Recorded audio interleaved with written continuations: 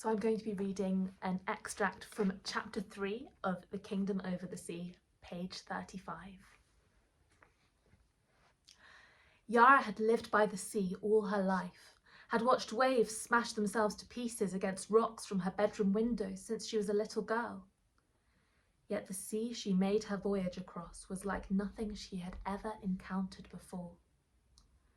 The wind was a constant shriek in her ear, tossing their boat violently from one wave to another as though determined to tear them to shreds.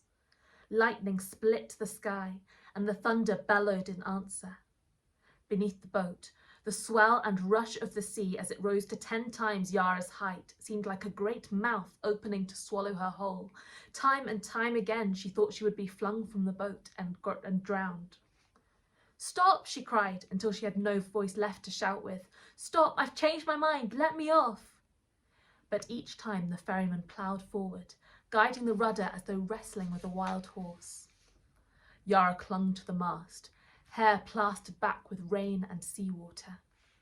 The dark had descended without warning, and now it was pitch black, the air so cold that her chattering teeth drew blood on the inside of her cheek. Above her the storm clouds parted, and Yara tilted her face towards the sky, desperate for a glimpse of light. But she could scarcely register what she was seeing. The moon was careening across the horizon, waxing and waning by the second, and the stars were tangling themselves in labyrinth-like movements, shifting in front of her eyes. Too frightened to scream, Yara fled to the furthest corner of the boat, hoping that if she pulled her hood over her eyes and put her hand over her ears, she might wake up and the whole thing would prove to be a nightmare.